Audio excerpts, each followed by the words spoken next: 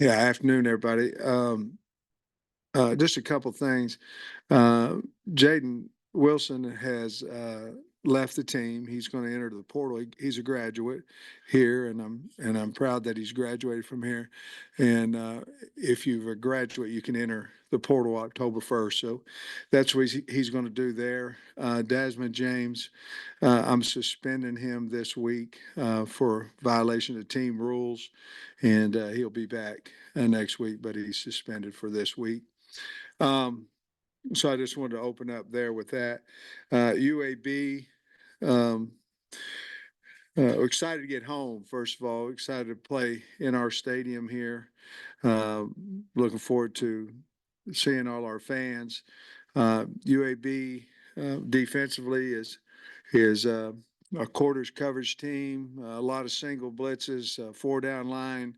Have good linebackers. Michael Moore would be the one him and Roshaw, I think, got a really good corner in Dempsey. They had a couple transfer D tackles, got really good size on them. Defensively, and not complicated defensively. A lot of, like I said, a lot of single blitzes, whether it be a corner or whether it be from the safety. They play extremely hard, well coached. Offensively, Mortensen, a guy who I think he played here, if I'm correct, is their offensive coordinator, does a really good job. They do a lot. Go from empty to 13 to kind of a reverse bone look in the backfield. Want to run the football, I believe. Got some transfers on the offensive line, have some returning starters. Their center and left guard. Quarterback's a good player, transfer guy from Baylor. They like to throw it. He's a pocket guy. And then they've got a really good wideout in Amari Thomas, number 1, and then number 8 is their slide, and he also a really good punt returner. He returned one for a touchdown this year. The first game, their punter actually is Patrick Foley, who was here as a Hog for 2 years, and so we know he's outstanding there. But Coach Dilford does a wonderful job there, and we're excited to play him. Great, great. Yeah, Coach, looking back, I'm sure obviously you watched back the film, but it looked like maybe 5 plays go a different way. Any of those 5 plays, you guys win. Yeah, I think there's some things we certainly learn, or we're going to learn from the game. There were some crucial plays. We had a couple of MAs on empty protection, and we had guy wide open across the crossing route. Well, Satagna for the first one, I think probably would have scored on, and then there on 4th down, 4th and 5, we had it's a sort. You get the 2 of the 3 on your side in a man slide scheme, empty, and we sorted inside and nobody came, and the end came free. So that there was a couple of things that we can clean up as coaches. We took 2 critical sacks there. We had 3, but we took 2 critical ones in situations where we gave away points, and made certainly the overtime made the kick more difficult. Obviously, we've got to make our kicks. There wasn't anything, I don't think, that we ask our kids there to do that we can't make and that we haven't made in practice. Defensively, the trick play, the flea flicker was the big one for them. I thought we did a really good job of controlling their run game, but you're right. There was a few, the muff punt where, Cross got, tripped up and he was too close the first time. The great thing about the tablets on the sideline is you can show them. And the first time it happened, and then, he fell into Isaiah the next time. So we've got to certainly get that cleaned up. Penalty wise, we had 6 again. Probably the critical one was the picking up the guy and slamming him to the ground, which would have been a 3rd and 9 and turned out to be a first down. No telling what would happen. You can always speculate what would have happened, but certainly don't want to do that. So there was some key plays there, the toss play. We respect Oklahoma State. They really didn't stop us a whole lot. We kind of stopped ourselves, and and I think they've got a really good team, but we inflicted our own wounds with with 3 turnovers and there we got a turnover, but it was no. I'm not going to say it was insignificant because it certainly was. It got us back the ball, but it was right there. They were throwing it up right before the half. So we left a lot of points out there, and so we've got to figure out how to finish drive. Now, with that said, 638 yards offense and all that, we just have to find a way to finish drives and not have those critical, as you just stated, problems. I think we've got a really good team. I love this team. I think they played extremely hard. We just made some mistakes that cost us the game. Looked like on that last drive with 55 seconds left in regulation, you guys moved all the way down the field, but it looked like there was some time that you guys could have saved maybe. Yeah. There was 2 of them on that, Trey. The first one was we ran the ball to get the first down on 3rd and 2. We got a 8-yard out of bounds, incompletion. And I don't know what we got on that, maybe 6 or 7 yards. We got a first down. We didn't get lined up. We had some communication problem there of getting lined up. So once that happened, we decided just to kill it. I think it was on that drive. I don't think it was at the half, but so we decided to kill it. So we wasted 15 seconds from the time the play before started to the time the other one was snapped. Probably 7 is probably what we wasted, where we could have snapped the football. 7 crucial seconds at that point in time. And then there at the very end of the game, we had 12 seconds left, and we could have got, when you're concerned about distance, for kicking a ball, you're trying to get as much as you can, but you're also trying to give an opportunity to kick it. And again, we were very slow with our operation on that and almost ran out of time. So we elected to, do a short route, get the ball out of bounds, try to grab another 5 yards. We had 12 seconds, but by the time we snapped the ball, we did not. We had about 6. And so it was too close, and probably hindsight, we probably should have killed it. But the problem is once you get under 15, if you kill it, you're going to lose 2 or 3 seconds, and then you're going, okay, what are we going to do? But if in hindsight, we probably would have killed that last one and then decided, hey, are we going to try to steal 5 on them on a quick out, or are we just going to kick the field goal? And fortunately, he went out. I don't want anybody, we all know that Kyle had a hard day, but he also got us into overtime, and we certainly had our chances to win the game there, even with the missed field goal of trying to get up 11. Sam, you kind of answered my question, but on the Cross Johnson get blocked into Isaiah, is there some way for Isaiah to alert those guys he's fair catching? Because they really don't need to be blocked if it's a fair catch. Well, he should be. We all should be keying the returner as we're coming down, and we didn't. I thought the second one, he was more aware of where he was, but he's still way too close. Same thing when we had the ball on the ground with our call to get away from the ball.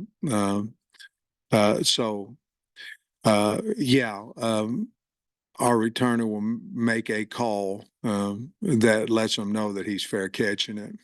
Were you a little surprised that your defense didn't get more pressure on the quarterback Saturday? I think if you talk about the game and you're going, okay, we're defensively, where can we can get better everywhere, but you're going, what happened? We didn't get to it. Now part of that is they've got a good protecting offensive line, but we've got to be better than that. The guy was pretty clean for the entire game. Now, going into the game, we said that he gets rid of the ball extremely fast. So we said, hey, don't get frustrated if we can't, if we're not tagging him, if we're not sacking him. but he held the ball. We also said the first game that he held the ball a lot longer than what he ever did last year. So we thought, well, maybe we can get there because he's not throwing it so fast. That's one area, and I've already addressed that with Deke and yesterday that we've got to win one-on-ones up front, and we did not on Saturday. I think Sorey and TJ probably had a mistake or two along the way in the game, but do you feel like overall, I mean, they had 25 tackles between the two of them. You feel like, were you pretty pleased with those two guys? Very pleased, both of them. And TJ Metcalf has just continued to get better and better and better. And he is a great tackler. I mean, he had some open field tackles that, a lot of guys don't make. Sorey was everywhere. Now he did make some mistakes. But he was everywhere, fast, running down guys, played physical, missed a tackle here and there. We're going to do that. But he's a really good player, really good. Both of them, Sorey's can be really, really good. It looks like UAB wants to do the quick pass game too, pretty much get that guy in a rhythm. What did Monroe do that kept them from maybe finding their rhythm? Well, I think if you look at it, the first game, Alcorn, they were what I thought they, were going to be from last year, 3 and 4 wides, bunches, jet sweeps. And then going against Monroe, they were more of a power running team, big sets, tight ends, multiple tight ends. And then after that didn't seem to work as good, then they went back to their, dink and dunk and screens and bubbles but I felt like watching the game, it was almost two separate type offenses, one from the first game and one from the second game. Wanted to ask you about Cuddy Robinson. What happened with him in that game and what's his? Yeah, I got a stinger in pregame and went numb. And, a lot of times that'll come back pretty fast. It did not. And so he'll be out at practice today, and I feel he'll be in the green, but we'll stay away from him. But it was unfortunate. Just hit the wrong way and went numb on one side or the other, but he's going to be back. But that's what happened. The only other time you guys played UAB was 2014, I believe, and you were here. And I was thinking back to how I felt at that time, and it felt like you were a team on the come. Yeah. And I wonder if maybe you can apply that to now, that what you saw last week, that maybe we're building again. Man, I'm so excited about the football team. I just am. Excited both sides. I mean, the guys are coaching them so well, and I'm just I'm so excited, and it feels a little bit like the UAB. Tortola. That was the old Tortola touchdown. And then they did a little video of him. For the Heisman. I thought it was really cool. But of course I was O-line coach, but yeah, it feels that way. I don't think anybody that watched the game thinks that we don't have a good football team. We've made some mistakes, and we've got to hold on to the football. You can't go into somebody's house and go 3-1 or 3-0, miss the field goals and walk out of there winning. But we understand that, and we're going to flush that after the tape today and head towards UAB. But yes, I feel as good about this team as I have any, and we'll see what comes in weeks to come. But yeah, to answer your question, yes. We saw Hudson Clark go to the locker room pretty early. Just what's his status? Back. He hurt his back. He did come back and played special teams, but he didn't, I don't think he felt well enough to play defensively, but he did play on kickoff and kickoff return and a few reps on field goal block. But he's got a sore back, and we went to get an MRI today. As of this time, I haven't got the results of that, but he came in for treatment yesterday, and I love the kid. I mean, he was playing really well too on defense. Had a really nice pass breakup, but we'll see. Thank you for asking, but we'll see. Are you still optimistic about getting Kudus back in the next few weeks, or where's he at? I'm an optimist. I don't know if I'm optimistic about him getting back anytime soon. I don't believe he'll play this week, to be honest with you. Let me think about some other injuries real quick before you ask me. It was a physical game. We were beat up a little bit, but I can't think of anybody besides the one y'all's asked me about that I don't think will be ready to play on Saturday. JJ with the cramps, he'll be good to go. Jackson. Yeah, he'll be fine. He didn't. I thought he would IV after the game and all that, but he didn't. So he'll be fine. How much did that hurt you in the second half, Coach, having to go away from a little bit of the physical game you were using the first half, and you didn't have him in overtime? Well, anytime you have a back that's, I don't know what he's averaging. He's probably averaging 6, 7 yards a carry. That's a big physical guy that can run over you, make you miss. Obviously, you want your number ones in the game when a game's on the line. But we're comfortable with our other backs as well. We didn't get Braylon in. We've got to do that. We got to get him in the game early. I was going to ask if Dabinian might be back in the mix for you soon too. That was the last one. Well, he's got to practice. He hadn't practiced as well, and he has to practice. And he's healthy right now, and so if he practices well, he'll certainly be in the mix. On the 4th and 5 play where you ended up going for it rather than try a field goal, was there communication between you and Bobby before that? Did he have a play he liked? Was he kind of I don't know what he feels about kickers, but what all went into that decision there? No, just you had 7 minutes left in the game.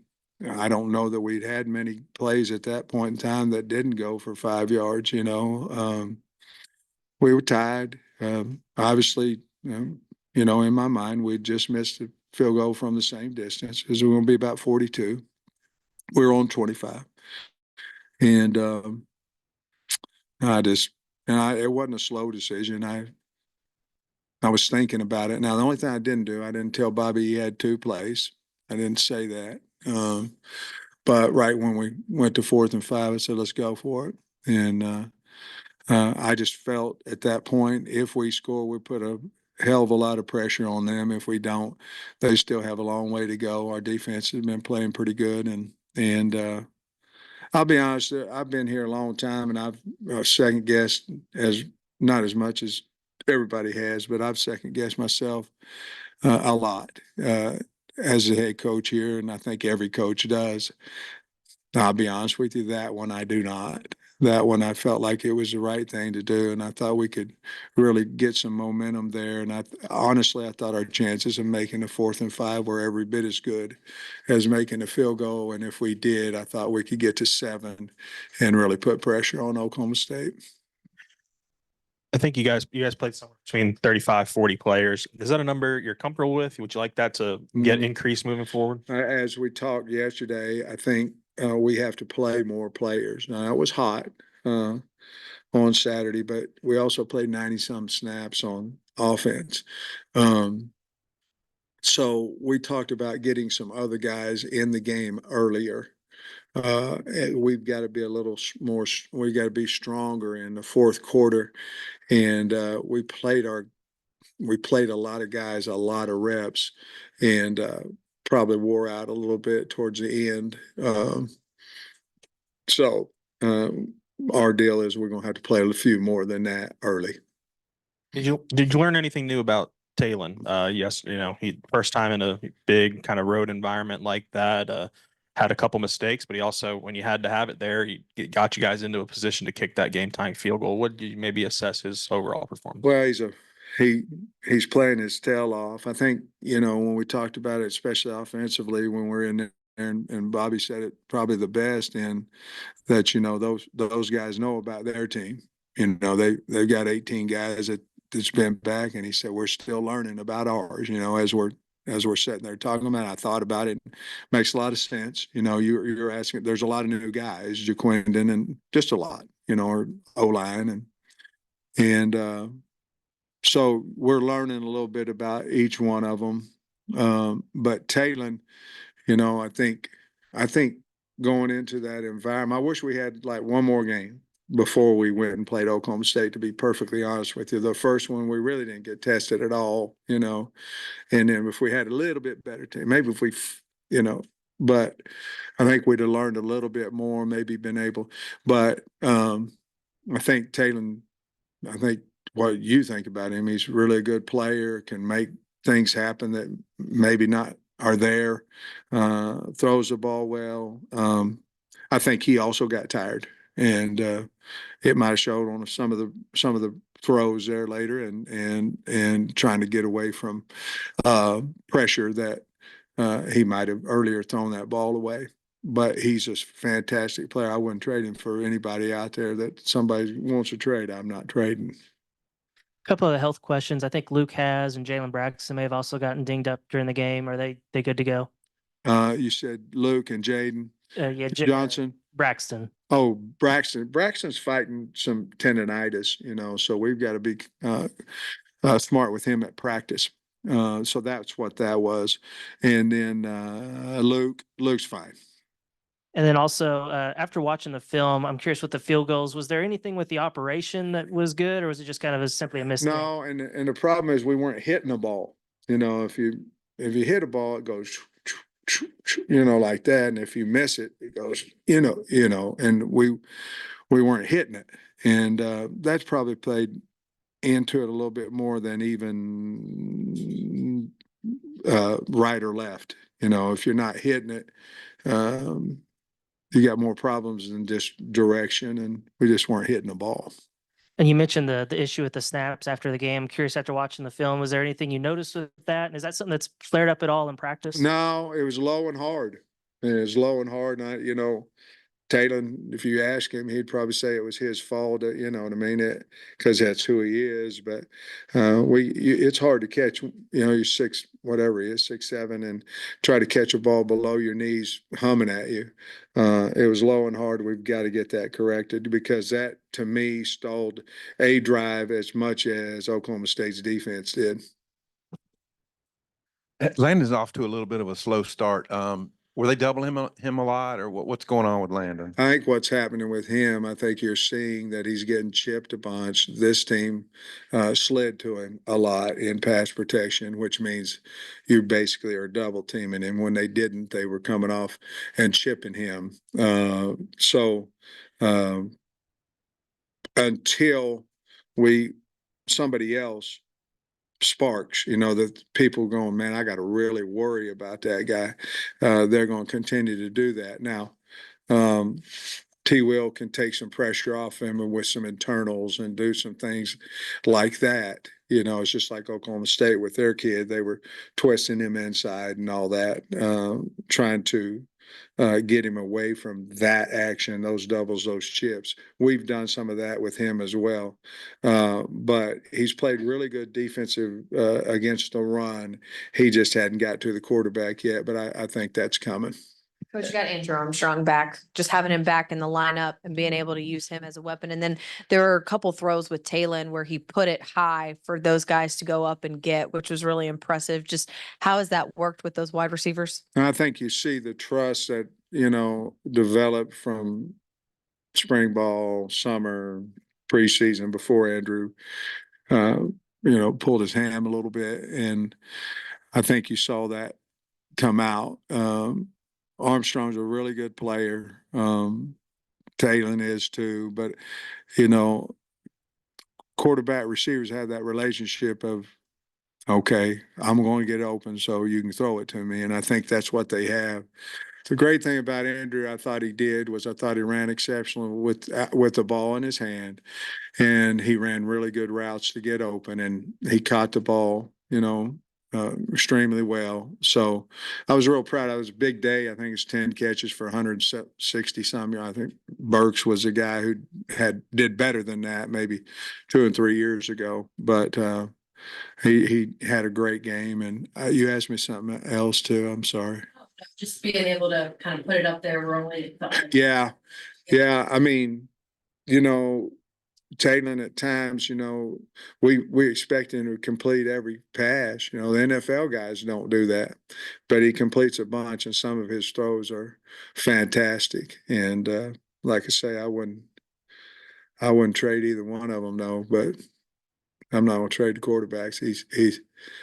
We're about 650 yards a game, and he's really doing a nice job and knows where to throw the football. Back to looking at some of the tape when you looked at it, there were a lot of big second and longs, third and longs that you guys converted. Converted. Drive, a lot of important with that. Big. You know, the protection was pretty good. You know, our protection broke down when we went empty or when they went total. And we had a really good game plan going into the game against total blitz. And then we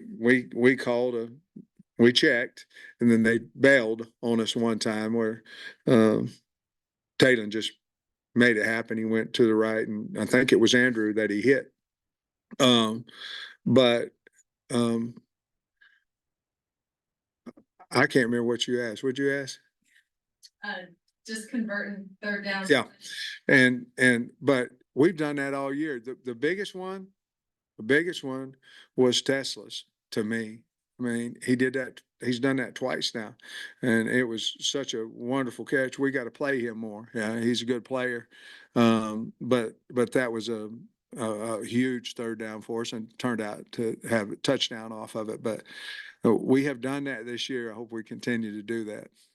As well as you played defensively, is QB pressure and then the takeaways that maybe result next level for you guys? That's what we have to do. I mean, we have one turnover in 2 games, and I think we've had 1 sack, if I'm correct. I think Nico had a sack or Bradshaw maybe in the first game, but I don't believe we've had another one. And so we have to pressure. I believe we will. We're very aware of that as well, and we've got to get better D line of rushing, but at the same time, we may have to pressure a little bit more as well. I was just wondering on Braylon. I don't think we saw Braylon at all. And I get using 2 backs, but I don't know. I thought we'd see him maybe a little. Yeah. To be honest with you, we planned on playing him. We just didn't.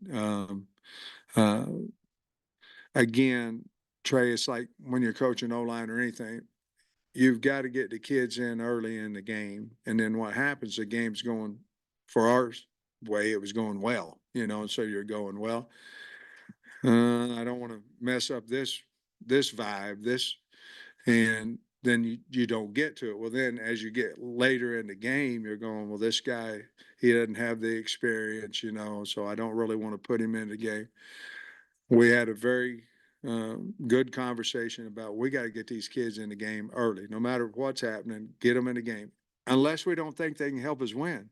But if we think they can help us win, we have to get them in the game. And then based off the performance of where they're at in the game, you know, what they did, then you'll feel more comfortable. Either you'll know, let's put him back in there, or man, he's not ready yet. Let's get another week of practice, see where he's at. And that's really what happened with Braylon. And but I believe in him. We just got to get him in the game faster so we can rest JJ some, and more than just with Rodney, and bring a bigger one in there. And that's what happened. Like Jaquinham, like maybe right around mid 3rd quarter, looked like he started when the cramps started. What did you guys identify on that, and just what do you do to avoid it? Just as much water as possible. Well, you know, everybody will tell you about 48 hours before the game, you have to start hydrating like a son of a gun. It was hotter than what we thought it was going to be, but that has nothing to do with that. When you have, you know, JJ didn't play in either scrimmage, and he was hurt in fall camp, you know, so he didn't have the opportunity to there's such thing as shape and then football shape. And then you guys know, look at a lot of athletes in here. You played football and then you went to basketball. Well, you thought you were in shape and then you weren't whenever they did them gassers, you know. It's the same way with off season, being in shape, being in shape, being in shape. And then you have to get in football shape. And I think he lost some of that. And he's, you know, because of his injury and because of missing the scrimmages, because that's when you get pushed the most. But I think he's going to be just fine. And if he gets, you know, if he gets tired at, I don't know how many carries, what do you have, 20, 22 or something like that? How many carries did he have? Yeah, so that's a lot, and it was hot, so there'd be a lot of guys probably get tired at that point. But we got to continue to work him a little bit extra so he can go a little bit longer. Appreciate it. Thanks, guys.